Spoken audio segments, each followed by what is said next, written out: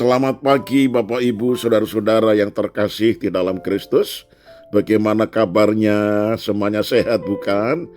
Mari kita menyambut renungan pagi dengan doa. Tuhan, kami ucapkan syukur semalaman kami menikmati tidur dengan baik.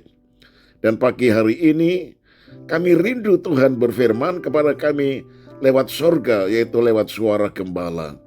Terima kasih Tuhan, kami siap menerima firman dalam nama Tuhan Yesus. Haleluya. Amin. Tema renungan di pagi ini yaitu iman yang dapat dilihat.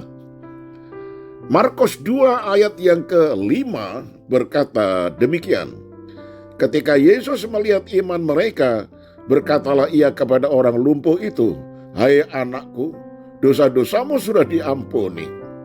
Nah saudara, saat Yesus datang mengajar di sebuah rumah di Kapernaum, datanglah kepadanya 4 orang yang menggotong seorang yang lumpuh. Harapan dari orang-orang itu ialah kesembuhan bagi si lumpuh. Nah saudara, ternyata ketika mereka sampai ke rumah di mana Yesus mengajar dan banyak orang berjubel, mereka tidak bisa membawa masuk lewat pintu depan. Tetapi akhirnya mereka bersehati naik ke atas atap, membuka atapnya dan menurunkan tilam di mana si lumpuh tadi berbaring. Diturunkannya dan tepat berada di depan mata Yesus. Itu pekerjaan bukan ringan saudara, pekerjaan yang berat. Tetapi karena mereka sehati dan punya iman, akhirnya si lumpuh itu persis di depan mata Yesus. Apa yang terjadi? Ketika Yesus melihat iman mereka, yaitu 4 orang yang di atap tadi, maka Tuhan mengatakan kepada si lumpuh itu, "Hai anakku, dosa-dosamu sudah diampuni. Sekarang bangun, bangkitlah, angkatlah tempat tidurmu dan pulanglah." Terjadi mujizat, orang lumpuh itu bisa berjalan, saudara-saudara. Nah, Alkitab menuliskan ada satu hal terjadi sebelum kesembuhan dinyatakan. Satu hal itu adalah Yesus sebelum menyembuhkan si lumpuh, ia melihat iman dari 4 orang yang di atas atap tadi. Artinya orang-orang itu memiliki iman yang dapat dilihat. Terlihatnya iman dikarenakan adanya perbuatan. Di rumah itu penuh berkerumun orang-orang bahkan sampai dibuka pintu.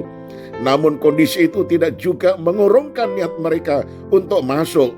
Saat tidak didapati juga jalan untuk masuk, mereka membuka atap rumah lalu menurunkan si lumpuh tadi. Sejauh itu mereka berbuat karena segenap hati percaya kepada Yesus. Pada kita bagaimana saudara? Adakah iman saudara kepada Yesus? Di mana saudara nyatakan lewat perbuatan seperti ke-4 orang yang menggotong orang lumpuh tadi? Nah saudaraku yang kekasih, kita banyak mempunyai pergumulan, kerinduan dan doa supaya Tuhan kabulkan. Nah, saudara tidak boleh hanya berdiam diri, tetapi bergeraklah. Apa sebabnya?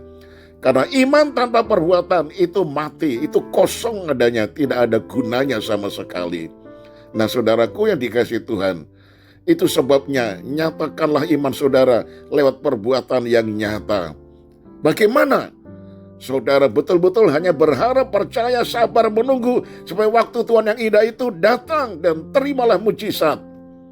Saudara rajin berdoa, tekun berdoa, tekun beribadah, tekun melayani. Itu adalah iman yang dapat dilihat.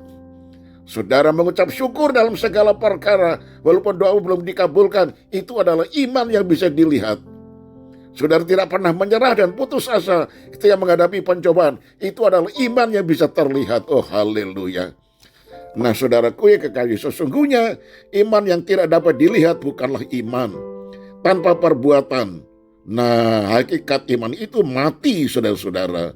Nah bagi kita yang rindu melihat harapan menjadi kenyataan, nyatakanlah iman kita lewat perbuatan. Berbuatlah sesuatu, jangan hanya berdiam diri. Cara paling sederhana kita memperlihatkan iman ialah tidak berhenti berdoa kepada Tuhan. Amin. Saya tutup dengan kalimat ini, sewajarnya iman dapat dilihat karena iman disertai perbuatan. Amin. Tuhan, ajar kami menyatakan iman lewat perbuatan. Supaya dengan perbuatan yang nyata itu, Tuhan melihat iman kami. Ampuni kami kalau kami mempunyai permohonan, pengharapan kepada Tuhan, tetapi kami pasif, tidak ada perbuatan, sehingga doa kami tidak terkabul.